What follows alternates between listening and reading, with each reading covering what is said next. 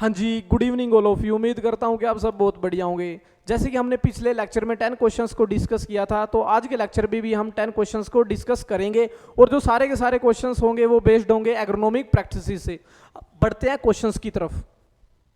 हाँ जी, अगर बात करें फर्स्ट क्वेश्चन की, तो फर्स्ट क्वेश्चन में डायरेक्ट आपसे बरसीम से पूछा हुआ है।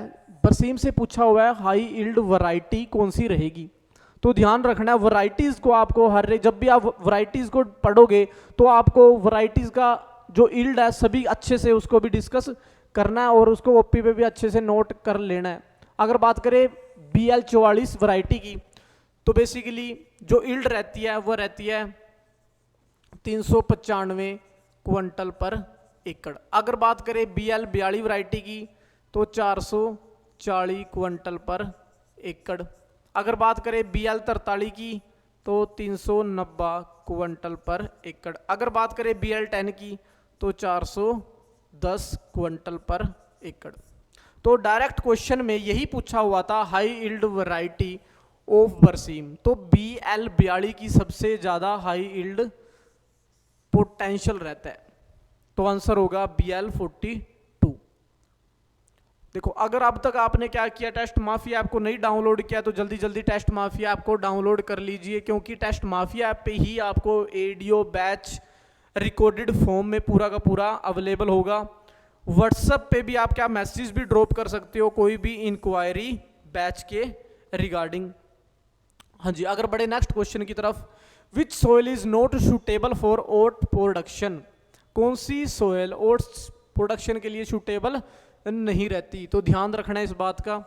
तो बेसिकली एल्कलाइन सोयल क्या रहती है, सुटेबल नहीं रहती। तो ध्यान रखना है, एल्कलाइन सोयल ओट्स प्रोडक्शन में सुटेबल नहीं रहती। अगर बढ़े नेक्स्ट क्वेश्चन की तरफ, शोइंग टाइम ऑफ बरसीम crop for fodder purpose. Showing time से क्वेश्चन आया हुआ है, वो भी बरसीम से। जो तो ध्यान देना है, जो शोइंग टाइम रहता है बरसीम का, वो रहता है last week of September to first week of October. तो ऑप्शन ए करेक्ट होगा। हाँ जी, अगर बढ़े नेक्स्ट क्वेश्चन की तरफ, harvesting of single cut oat should be done at which stage. देखो, आपको क्या करना है, हार्वेस्टिंग करनी है ओट्स की, तो किस स्टेज में हार्वेस्टिंग करनी चाहिए। तो जो हार्वेस्टिंग रहती है वो करनी चाहिए बूट टू मिल्किंग स्टेज में। तो ध्यान रखना है, ओट्स की जो हार्वेस्टिंग रहती है वो रहती है बूट टू मिल्किंग स्टेज में, एट अ फोडर पर्पस से जब भी आप हार्वेस्टिंग उसकी करते हो। अगर बात करें नेक्स्ट क्वेश्चन की, सीड रेट ऑफ बरसीम।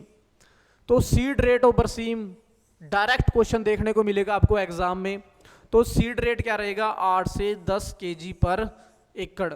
तो जो करेक्ट रहेगा आंसर वो रहेगा C. Harvesting of lucerne crop for seed production should be done at. देखो, ध्यान देने वाली बात है, हार्वेस्टिंग करनी है आपको लूसरन क्रॉप की, तो सीड प्रोडक्शन बेस पे। तो अब देखो ध्यान दे, अगर ऑप्शंस को देखोगे तो ports dry up, ports dry up, ports dry up, ports dry up. तो बेसिकली कितने पोर्ट्स ड्राई अप पे आप क्या कर सकते हो, हार्वेस्टिंग कर सकते हो। तो ध्यान देना है आपको, 2 to 3rd पोर्ट्स क्या हो जाते हैं जब ड्राई हो जाते हैं। तो ध्यान देना, जो ऑप्शन बी होगा वो क्या होगा, करेक्ट होगा। 2 to 3rd पार्ट बेसिकली जब मैच्योर हो जाता है जी। हाँ जी, अगर आपको एडीओ के या ASI के बैच के रिगार्डिंग कोई भी इंक्वायरी चाहिए या कुछ भी जानकारी चाहिए, तो आप मैसेज ड्रॉप कर सकते हो 75 975 000 75 पे, क्योंकि यहीं से आपको सारी की सारी इन्फॉर्मेशन प्रोवाइड होगी। और टेस्ट सीरीज भी आप जो ले सकते हो इसी नंबर पे ही मैसेज ड्रॉप करके। अगर नेक्स्ट क्वेश्चन की बात करें, to manage deficiency of manganese in berseem. To manage deficiency of manganese in berseem. तो देखो, डेफिशिएंसी को पूरा करना है मैंगनीज की बरसीम के अंदर, तो स्प्रे करनी पड़ेगी। ठीक है जी, तो स्प्रे में जो कंसंट्रेशन रखेंगे वो रखेंगे 0.5% मैंगनीज सल्फेट की। तो ध्यान रखना है, जो स्प्रे की जाएगी मैंगनीज की 0.5% कंसंट्रेशन के साथ की जाएगी। अगर नेक्स्ट क्वेश्चन की बात करें, how much urea is required, how much urea is required immediately after subsequent cutting of राई ग्रास फॉडर क्रॉप।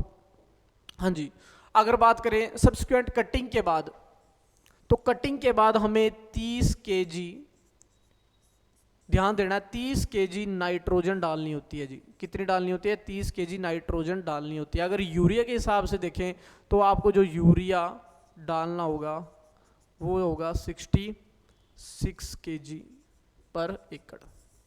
तो यूरिया से क्वेश्चन आया तो जो आंसर रहेगा वो रहेगा 66 kg पर एकड़। हाँ जी, अगर बढ़े नेक्स्ट क्वेश्चन की तरफ, seed rate of oats for seed production giving 8 quintal seeds पर एकड़। हाँ जी, तो आपको सीड रेट क्या रखना है ओट्स का कि हमें 8 क्विंटल सीड्स पर एकड़ मिल जाए।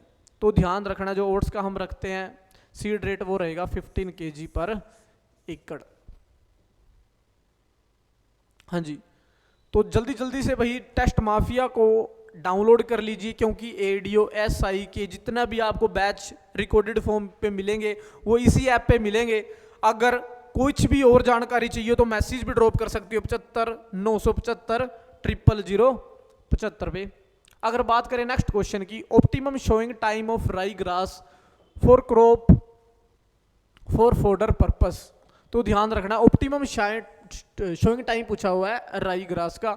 तो बेसिकली जो राई ग्रास का ऑप्टिमम टाइम रहेगा वो सेम ही रहेगा, वो सेम ही रहेगा last week of September to the first week of October has compare to same रहेगा बरसीम से।